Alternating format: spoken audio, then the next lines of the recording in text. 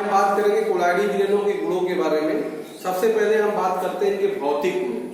भौतिक गुणों में सबसे पहले बात अगर देखा जाए इनका आकार, आपको बताया गया है कि कोलाइडी कणों का आकार मतलब परिचित प्रवस्था का जो कणों का आकार होता है 10 के पावर -4 से 10 के पावर -7 सेंटीमीटर के रेंज में मध्य में होता है। बात समझ में। दूसरी बात ये रंग, जो किसी भी विलयन का रंग की अगर बात करें तो प्रकाश के उस विलयन का जो प्रकीर्णन होगा वो प्रकीर्णित प्रकाश का तरंगदैर्घ्य कैसा होता है उस तरंगदैर्घ्य पे रंग निर्भर करता है। बात समझ में आ रहा है। जैसा तरंगदैर्घ्य दिखाई देगा उस प्रकार का रंग विलय प्रदर्शित करेगा। अच्छा, खास तौर पर अगर बात करें तो विलय की जो मूल अवस्था है, विलय की जो मूल अवस्था, तो बेटा जो विलय जो कणों का जो विलय का जो मूल रंग होगा उसके तुलना में विलय हमेशा जो होगा उससे विभिन्न रंग को प्रदर्शित करता है। दूसरी बात अगर बात करें विषमांगी प्रकृति, तो कोलाइडी विलयन सबको पता है कि विषमांगी नेचर का होता है, क्योंकि इसमें दो प्रवस्थाएं होती हैं, एक परिच्छिन्न प्रवस्था, दूसरा परिक्षेपण माध्यम। तो कोलाइडी विलयन में एक प्रवस्था जो होती है हमेशा सतत रूप में होती है, जैसा विलयन का स्वरूप है वैसा ही उसकी अवस्था होती है। अगर वो जो सतत अवस्था होती है उसी को कहते हैं हम लोग क्या, परिक्षिप्त प्रवस्था। और दूसरा जो हमारा उसमें अवस्था है उसको क्या कहते हैं, परिक्षेपण माध्यम कहते हैं। और दूसरी अवस्था सतत है उसे क्या कहेंगे, परिक्षिप्त प्रवस्था के नाम से जानेंगे। दूसरी विजिबिलिटी की बात करें अगर, इनमें परिक्षिप्त प्रवस्था को जो है कणों को हम नग्न आंखों के द्वारा साधारण सूक्ष्मदर्शी के द्वारा नहीं देख सकते हैं। विषमांगी है लेकिन इसे कणों को हम देख नहीं सकते। अगर हम लोग बहुत उच्च विवेचन क्षमता वाले सूक्ष्मदर्शियों का प्रयोग करेंगे तो हो सकता है उनके परिक्षिप्त प्रवस्था परिक्षेपण माध्यम विभेद कर सकेंगे। ठीक है। उसके बाद आता है देखिए फिल्टरनीयता, क्योंकि फिल्टर पेपर के छिद्र काफी बड़े होते हैं, इसके कारण अगर फिल्टर पेपर पे अगर हम डालेंगे कोलाइडी विलयन तो सारे पार्टिकल छन जाते हैं। तो फिल्टर पेपर से इनको छाना नहीं जा सकता, इससे पहले भी मैं आपको बता देता हूँ। फिर आता है अणुसंघ गुणधर्म। अणुसंघ गुणधर्म क्या होता है भाई, वे गुण जो विलय के कणों पर निर्भर करता है। बताया गया विलयन में आपको, जिसमें आपको बताया परासरण दाब है, वाष्पता बहुलमन है, बदनाम उन्नयन है, हिमांक बहुलमन, ये सब अणुसंघ के गुणधर्म है। बात समझ में। तो कोलाइडी विलयनों की बात करें तो कोलाइडी विलयनों में हम देखते हैं जो विलय के कण हैं वो कणों के रूप में नहीं बल्कि समूह के रूप में, अणु के रूप में पाए जाते हैं विलयन में। जिसका मतलब कोलाइडी विलयन में विलय कणों की संख्या जो हो गई वो उनके अणुओं की तुलना में बहुत कम है। तो इसलिए जब कण की संख्या कम होगी तो अणुसंघ के गुणधर्म भी क्या होंगे, कम होंगे। इसलिए कोलाइडी विलयनों का जो अणुसंघ गुणधर्म होता है वास्तविक विलयनों की तुलना में बहुत ही कम प्रदर्शित करता है। क्लियर है। हम बात करते हैं कोलाइडी विलयनों के प्रकाशिकी गुण के, बहुत इंपॉर्टेंट है, टेंडल प्रभाव के नाम से भी जानते हैं प्रकाशिकी गुण को। इसमें होता क्या है, तुम जानिए। टेंडल साहब ने क्या किया, प्रकाश की किरणों को अंधेरे में वास्तविक विलयन और कोलाइडी विलयनों से अलग अलग गुजारा। जैसे चीनी पानी का विलयन ले लिया जाए या फिर नमक पानी का विलयन ले लिया जाए, वास्तविक विलयन हो गया आपके पास। एक दूध रख लिया जाए, वो एक हमारा पास कोलाइडी विलयन हो गया। दो अलग अलग विलयनों से इन्होंने क्या किया, लाइट को गुजारा। तो इन्होंने देखा जब नमक पानी के विलयन से उन्होंने टार्च मारा, यहाँ से यहाँ ग्लास रखा हुआ है, यहाँ टार्च मार रहे हैं तो प्रकाश की पथ अंधेरे में जब मार रहे हैं तो ग्लास से बाहर तो प्रकाश दिखाई दे रहा है। और जैसे ग्लास के अंदर प्रकाश गया तो अंदर का जो पाथ है वो पानी चमकीला, मतलब उसमें पथ दिखाई नहीं दे रहा, बाहर प्रकाश दिखाई दे रहा है लेकिन अंदर हमको दिखाई नहीं दे रहा है। ये वास्तविक विलयन में ऐसा मिला। लेकिन जैसे ही एक कोलाइडी विलयन दूध का पथ था तो बाहर के पास का जो दूध का मार्ग है, जिस दूध से वो लाइट जा रही है, जिस हिस्से से लाइट जा रही है वो हिस्सा भी चमकीला दिखाई, दूध का वो हिस्सा भी चमकीला दिखाई देता है। बात समझ में आ रहा है। इसका मतलब कोलाइडी विलयन में पथ दिखाई दे रहा है। बात समझ में आ रहा है। जिसका मतलब कोलाइडी विलयन से जब हम लोग प्रकाश को अंधेरे में गुजारते हैं तो उसमें प्रकाश का पथ प्रज्वलित होता है, दिखाई देता है, जबकि वास्तविक विलयन में दिखाई नहीं देता।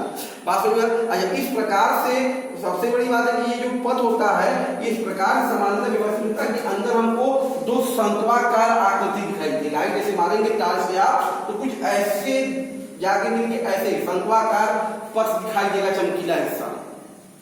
और चूंकि इसलिए इसको हम लोग टेंडल शंकु के नाम से जानते हैं। और ये कोलाइडी विलयन का यह गुण जो है कि मतलब अपने पथ में चमक उत्पन्न करना, हमसे टार्च मारोगे तो हमारा पथ क्या होगा, चमकीला दिखाई देगा, ऐसा होना क्या कहलाता है, टेंडल प्रभाव नाम से जाना जाता है। और पथ में शंकु बन के भर के आ रहा है तो शंकु को हम टेंडल शंकु के नाम से जानते हैं। अब जानते हैं कि क्या कारण है, क्यों ऐसा हो रहा है, क्यों टेंडल इफेक्ट है, उसका कारण क्या है भाई। आप जानते हैं कि कोई भी कण होगा उसका आकार बड़ा हो जब लाइट मारेंगे तो लाइट क्या करेगा, वो प्रकाश की किरणों को प्रकीर्णित कर देता है, स्कैटर्ड कर देता है। जब स्कैटर्ड कर देगा तो विजिबिलिटी दिखाई देने लगती है। इस कारण से इस प्रकीर्णन के प्रकाश के प्रकीर्णित कर दे रहा है कौन, कोलाइडी विलयन के कण जो है प्रकाश के किरणों को प्रकीर्णित कर दे रहा है, जिसके कारण उसका पथ यहाँ पे चमकीला दिखाई देने लग रहा है। जबकि वास्तविक विलयन में दिखाई नहीं देता, क्यों, क्योंकि वास्तविक विलयनों का जो कणों का आकार है बहुत छोटा होता है, वो प्रकाश को प्रकीर्णित नहीं कर पाते हैं, जिस कारण से हमें उसमें पथ दिखाई नहीं देता। इसके बहुत से एग्जाम्पल आपने देखा होगा, कभी आपने घर में कभी अंधेरे कमरे में बैठे हुए हैं, कहीं हल्की सी रोशनी अगर आ रही है झिर्री से, तो आपको देखेगा कि उसमें कोन जैसा प्रकाश चला आ रहा है और बहुत से कण घूम रहे हैं, जबकि चारों तरफ प्रकाश है और जगह नहीं दिखाई दे रहा, लेकिन उस पथ में आपको दिखाई दे रहा, वो टेंडल इफेक्ट का एग्जाम्पल होगा। एक प्रकार टेंडल इफेक्ट के कारण ऐसा देखने को मिलता है आपको। पास में कई बार आपने देखा होगा, ऐसे टार्च लेकर अपने हाथों पे आप लाइट जलाते हैं, तो यहाँ का हिस्सा पूरा रेड रेड अंदर दिखाई देता है, क्योंकि वहां भी स्कैटरिंग हो रहा है, टेंडल इफेक्ट जनरेट हो रहा है। ये सब दैनिक जीवन के बहुत से टेंडल इफेक्ट के उदाहरण देखने को मिलते हैं। अच्छा, ये प्रकाश का जो प्रकीर्णन है कि कितनी अधिक मात्रा में प्रकीर्णन हो रहा है, तो प्रकीर्णन की जो तीव्रता होती है ये एक्चुअल में भाई ये प्रकाश का है जो अपवर्तनांक परिक्षिप्त दो पाते हैं, परिक्षिप्त अवस्था है और प्रक्षेपण माध्यम में, दोनों के अपवर्तनांक अलग अलग होंगे। तो कोलाइडी विलयनों के से प्रकीर्णित हुए प्रकाश की तीव्रता होती है वह प्रक्षिप्त अवस्था प्रक्षेपण माध्यम के अपवर्तनांकों के अंतर पर डिपेंड करती है, कितना डिफरेंस है।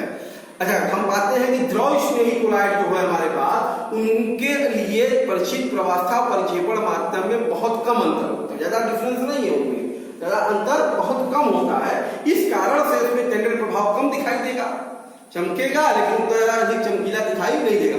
जबकि द्रव विरोधी सॉलों में ये जो अंतर है परिचित अवस्था प्रक्षेपण माध्यम के अपवर्तनांकों का काफी ज्यादा डिफरेंस पाया जाता है। इस अंतर के कारण उसके अंदर बहुत ही ज्यादा टेंडल इफेक्ट देखने को हमको मिलता है। ये बहुत इंपॉर्टेंट बेटा बोर्ड में आता है टेंडल प्रभाव। ओके,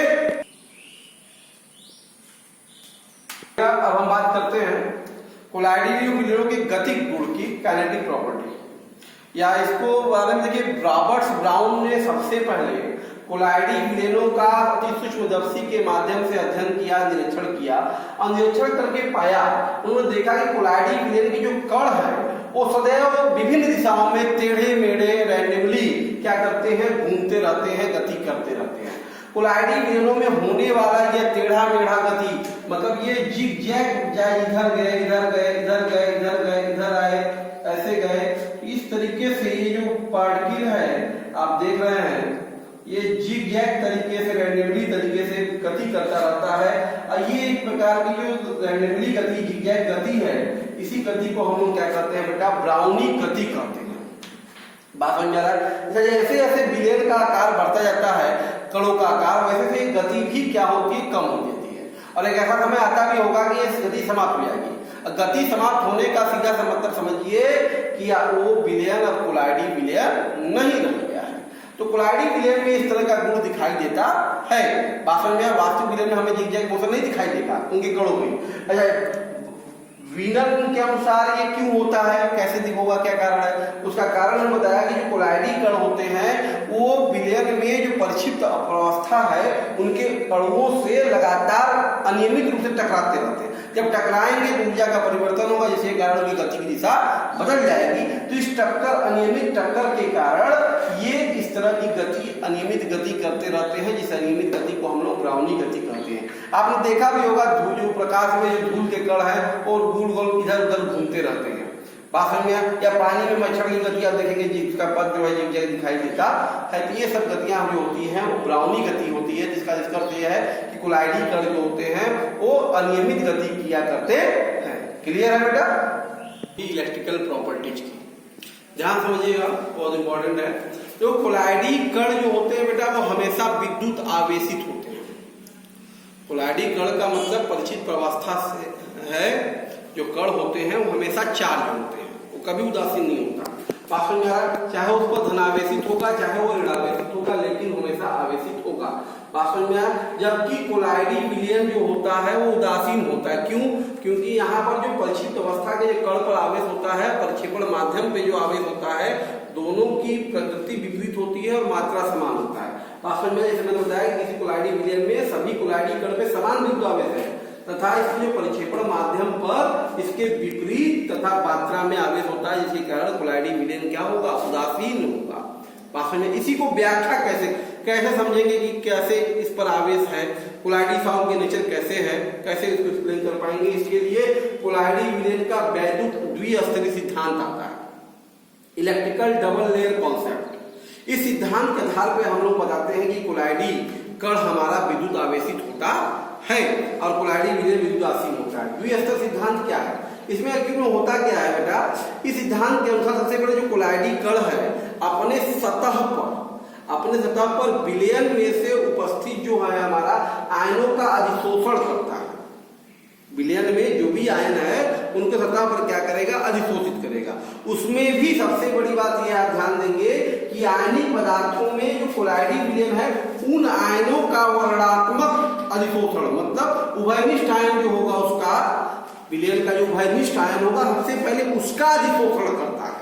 वास्तव में वर्णात्मक अधिशोषण का मतलब करते हैं जो उभयनिष्ठ होते, जो कॉमन आयन होगा उसके जिससे निर्माण हो रहा है कोलाइडी विलयन का, उस कॉमन आयन का सबसे पहले अधिशोषण करेगा। अधिशोषण करने के कारण इससे क्या कोलाइडी सतह पर चारों तरफ एक स्तर बन जाता है। एक आयन का चाहे धनावेश का बने चाहे ऋणावेश, धनावेशित आयन का अगर अधिशोषण करेगा तो चारों तरफ धनायन का स्तर बनेगा, ऋणावेशित आयन का अधिशोषण करेगा तो चारों तरफ ऋणावेश का स्तर बनेगा।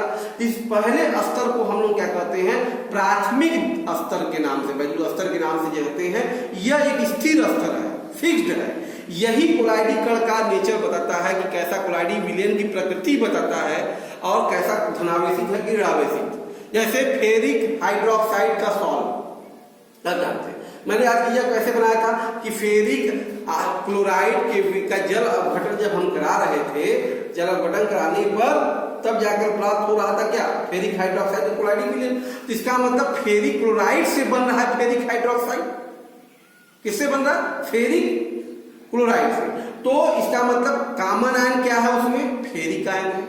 इसलिए फेरिक हाइड्रोक्साइड जो होगा अपने चारों तरफ पहले किसको अधिशोषित करेगा, फेरिक आयन को अधिशोषित करेगा, न क्लोराइड को करेगा। बताइए इसको करेगा पहले फेरिक आयन, क्योंकि वैल्यूस्ट आयन क्या है, फेरिक। इसलिए सबसे पहले वो फेरिक और इसको अधिशोषित करके कैसा बन जाएगा, धनात्मक सॉल्व बन जाएगा। यही वैल्यू स्तर पहला, क्योंकि किससे मिलकर बना, फेरिक क्लोराइड से और फेरिक हाइड्रोक्साइड से बनता है। तो जो उभयनिष्ठ आयन क्या है, फेरिक आयन है। फेरिक आयन को सतह पे चारों तरफ अधिशोषित कर लेगा, इसे पहला स्तर बन जाएगा। ये फर्स्ट लेयर है। फर्स्ट लेयर इसको बता रहा है इसके नेचर के बारे में कि ये पॉजिटिव साल है, क्योंकि फेरिक आयन धनात्मक आयन है। ये एक स्थिर स्तर है। उसके बाद क्या है, फिर ये जो पहला स्तर है, अब कोई आवेशित हो गया, धनावेश हो गया चाहे ऋणावेश हो गया। जैसे यहाँ पे आर्सेनिक सल्फाइड, आप याद करिए आर्सेनिक सल्फाइड का निर्माण आर्सेनिक ऑक्साइड में H2S गैस प्रवाहित कराते थे, क्रिया कराते थे, तब जाके बनता था। बात समझ में आ रहा है। तो यहाँ पे H2S गैस प्रवाहित करने पे तो आर्सेनिक सल्फाइड और H2S में कॉमन आयन कौन सा है, सल्फाइड। तो सबसे पहले आर्सेनिक सल्फाइड अपने सतह पे कौन सा आयन का अधिशोषण करेगा, सल्फाइड आयन का अधिशोषण करेगा। तो सल्फाइड आयन का पहला वैल्यू स्तर बनेगा, जिसके कारण ये ऋणावेशित हो गया। ऋणावेशित सॉल्ट सल्फाइड आयन के कारण। आर्सेनिक सल्फाइड कैसा है, ऋणावेशित सॉल्ट, जबकि फेरिक हाइड्रोक्साइड सॉल्ट कैसा, धनात्मक। अब जब बन गया पहला आयन तो क्या करेगा, अब विलयन में जो दूसरा आयन बचा हुआ है वो क्या करेगा, उसके चारों तरफ वो उसको अधिशोषित कर देगा। अब दूसरा अधिशोषित करेगा, जिसके कारण विलयन अब क्या हो गया, उदासीन हो गया। इसलिए उदासीन हो गया और हमेशा उसकी प्रकृति क्या होगी, विकृत होगी। तो दूसरा स्तर जो बनेगा चारों तरफ, उसको हम दूसरा स्तर या वैद्युत द्विस्तर कहते हैं। तो वैद्युत द्विस्तर बनने के कारण कोलाइडी विलयन हम कहते हैं उदासीन होता है, जबकि कण उदासीन नहीं, जबकि आवेशित होते हैं। बात समझ में आ रहा है। और नेचर जो होता है पहले वैद्युत स्तर से पता चलता है। जैसा पहला वैद्युत स्तर होगा वही कोलाइडी विलयन की प्रकृति होगी। ये पहला स्तर धनावेशित, जो कोलाइडी विलयन धनावेशित नेचर का। पहला स्तर ऋणावेशित, तो कोलाइडी विलयन ऋणावेशित प्रकृति का। तो दूसरा स्तर जो होगा, जो बचा हुआ आयन है, अब इसे फेरिक क्लोराइड, इसमें कौन सा बचा है, क्लोराइड। तो क्लोराइड है तो चारों तरफ घेर कर दूसरा वैद्युत स्तर बन जाएगा। इस तरह से ये वैद्युत स्तर फेरिक हाइड्रोक्साइड को एक्सप्लेन कर रहा है कि धनावेशित सॉल्व होता है। और इस प्रकार से अब इसके बाद विलयन में कौन सा बचा है, हाइड्रोजन आयन बचा है। H2S गैस है, H+ का सल्फाइड आयन का पहला स्तर बना, जिसके कारण ये रेड एसिड हो गया। अब कौन सा आयन बचा है विलेन में? हाइड्रोजन आयन बचा है, वो उसका दूसरा स्तर बन जाएगा, जिसके कारण विलेन उदासीन हो जाएगा। लेकिन ये दूसरा स्तर के कारण, लेकिन प्रकृति क्या है इसकी? स्थिर स्तर के कारण रेड एसिड। इसलिए arsenic sulphide salt red acid होता है, फेरिक हाइड्रोक्साइड सॉल्ट एनालिसिस होता है। बात समझ में आया बेटा? तो इस तरीके से हम आपसे इनके गुणों के बारे में चर्चा कर रहे थे। इसके बाद इन्हीं बौद्धिक इलेक्ट्रिकल प्रॉपर्टी पे और सारी बातें हमारी नेक्स्ट वीडियो में आपसे डिस्कस करेंगे। क्या इनकी गतिशीलता है, क्या इलेक्ट्रोफोरेसिस होता है, क्या कन्वोल्यूशन होता है, प्रेसिपिटेशन कैसे होता है, ये सभी चर्चाएं हम नेक्स्ट वीडियो में आपसे करेंगे। इसको रिवाइज कीजिए। Okay, thank you.